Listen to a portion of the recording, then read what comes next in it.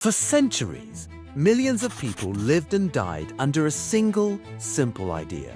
That one person, a king, had the God-given right to rule them all.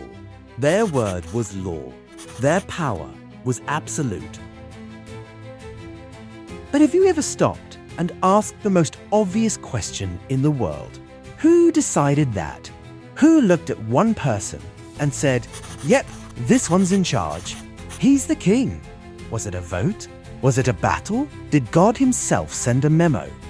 Today, we are peeling back the crown and looking at the messy, fascinating, and surprisingly practical truth about where royal power actually comes from. Because the answer isn't one person. It's a story of warriors, priests, and a very clever idea.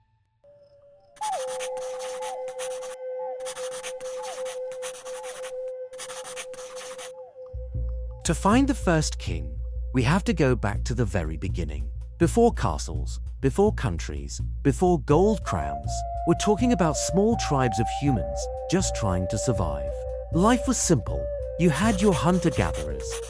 And when things were peaceful, decisions were probably made by the group, by the elders. It was a kind of primitive democracy. But here's the thing, things were rarely peaceful. Another tribe wants your water source. A mammoth needs to be taken down. In a moment of crisis, a group doesn't have time for a committee meeting. They look to the person who can protect them, the strongest, the bravest, the one who is most likely to keep them alive. This wasn't a formal election. It was a simple, brutal reality. You're good at fighting. You lead us in the fight. This was the war leader. And once the battle is over, that authority doesn't just disappear. People still listen to him. Where should we move camp? He decides. Who gets the best piece of the hunt? He decides. He's earned their trust, or perhaps their fear. He's the leader. He's become a chief. Now, here's the most crucial step. The chief gets old. He dies. What happens now? Chaos. A power vacuum. Everyone wants to be the new top dog. It's a recipe for civil war. But what if there was a way to avoid the bloodshed? The chief had a son. The son was trained to fight. He grew up surrounded by his father's loyal warriors. It just makes sense, from a stability standpoint, to pass the leadership to him. And just like that, from pure practicality, from the need for stability and survival, the idea of a dynasty was born. The son didn't have to prove he was the strongest right now. He inherited the authority, the loyalty, and the muscle of his father. The first kings were kings because they had the biggest sword and the most loyal friends. But for a system that would rule for thousands of years, that's not a very stable foundation, is it? You need something more. You need a miracle.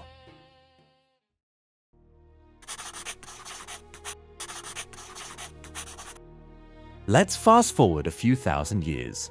Societies have grown. You now have hundreds of thousands, maybe millions of people living under one ruler. You, the king, can't personally know or intimidate everyone.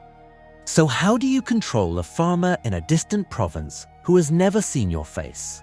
How do you make your power feel absolute and unquestionable? You don't just claim you're the strongest. You claim you're chosen. Take ancient Egypt. The pharaoh wasn't just a king who was friends with the gods. He addressed himself as a living god. To disobey him wasn't just a crime, it was a heresy. It was an act against the very fabric of the universe. This idea would reach its ultimate form centuries later in Europe. It has a name you've probably heard: the divine right of kings. This was the ultimate power move. This doctrine said that a monarch's authority came directly from the will of God. Not from the people, not from the nobles, not from the Pope, from God. Think about the implications of that. If the king is God's chosen representative on earth, then to rebel against the king is not just treason, it's a sin. It's an act of rebellion against God himself. You're not just risking your life by rebelling, you're risking your immortal soul. In this phase, a king was a king because God decided he was. And who was the one person on earth that could confirm God's decision? The priests. The church, they were the ones who performed the coronation. They were the ones who literally put the crown on his head, which gives them an incredible amount of power over the king. They could make him legitimate, and they could, theoretically, take that legitimacy away. Which brings us to the third and most practical group of people who decided if you got to wear the shiny hat.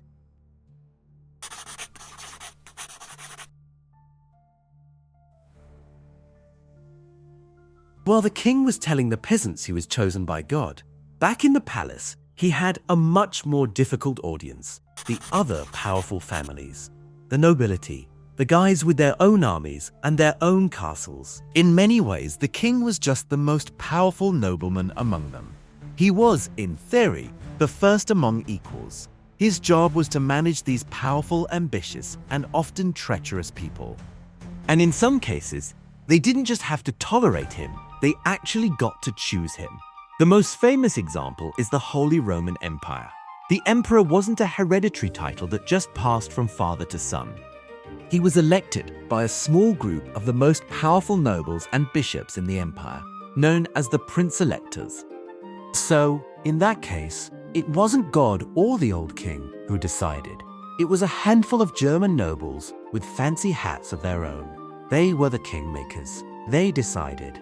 And what about the people? The millions of peasants tilling the fields? Did they have any say? Surprisingly, yes. In a symbolic way, in many cultures, from ancient Germanic tribes to medieval France, there was a tradition called acclamation. The new king would be presented to the people. Their job was to cheer, to shout their acceptance. Now, this was rarely a real choice. If you didn't cheer, you might get a spear in the gut, but the idea was crucial. It was the acknowledgement that a king's power ultimately rests on the consent of the governed, even if that consent was forced. Their silence was the most powerful protest they could make. And when that silence turned into a riot or a revolution, even the most divinely appointed king could lose his head.